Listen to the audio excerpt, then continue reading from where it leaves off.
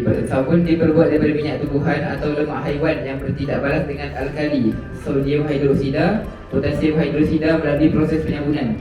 Deterjen merupakan ejen pembersihan sintetik yang dihasilkan daripada bahan petrokimia dan oleokimia. Tadi kawan awak dah baca kan? Okey, sebelum tu. So kat sini kita ada gambar kan ni. Sabun buku. Sabun buku ataupun kita buat sabun mandi lah. Yang bawah ni sabun cecair. Agak-agak yang akak yang jaga kaunter tu nak jual tak awak tak? Deterjen basuh baju.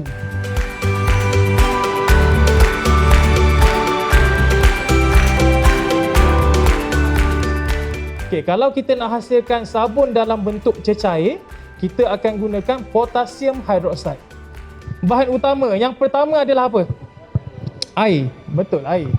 So dalam deterjen, bahan yang paling banyak kita akan tambah adalah air.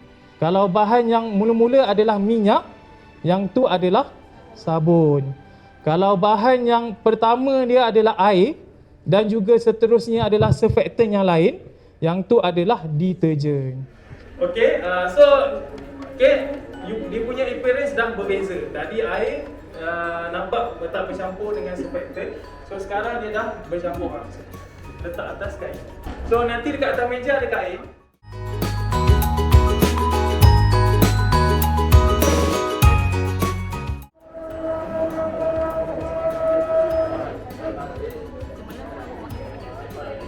So untuk bagi sabun ni tahan lama, biasanya kita akan tambahkan formalin. Tetapi untuk awak semua, kita tak tambahkan formalin. Okey, cuba angkat. Lepas tutup. Khusus pembuatan sabun baru ni pada saya sangat menarik dengan pengenalan terhadap sabun dan deterjennya. Kemudian ada sesi demo dan praktikal yang pada saya sangat menarik untuk kita aplikasikan dalam kehidupan seharian. Budak-budak pun nampak seronok sangat untuk buat sekarang ni. So memang best.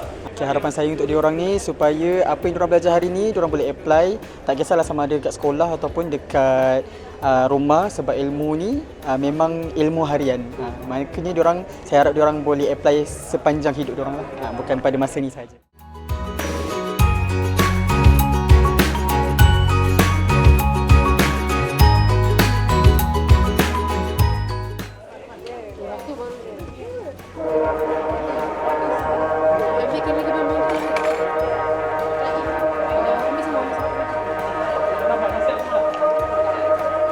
Rasa gembira lah sebab dapat belajar benda baru, dapat belajar buat sabun. Ni first time lah, kalau kat rumah tu just campur sabun dengan air biasa je lah, main-main je lah. Yang ni dapat rasa spesifik belajarnya. Belajar beza sabun dengan deterjen, cara nak buat dia. Dalam sabun tu ada bahan kimia ada lah. Rasa excited sebab masa periksa tadi pun bila terfikir nak pergi kursus ni pun macam tak sabar nak belajar apa, nak buat apa, nak kat sana ada apa. Tapi bila belajar buat sabun ni macam wow lah, macam lagi tertarik dengan sains. Hari ni saya dapat belajar macam mana nak buat sabun dengan kawan-kawan saya. Dan hari ni juga saya tahu apa beza deterjen dengan sabun. Dan bagi saya, sabun yang kami buat ni sangatlah cantik, tak pekat sangat. Oh, dia macam sindir kumpulan lain je tu. Tak ada kumpulan dengan kumpulan lain tak? Okey, tak ada kumpulan dengan kumpulan lain. Kumpulan kami ni cekap dan pantas ketika membuat kerja. Oh, siapa paling function? Kami semua buat kerja sangat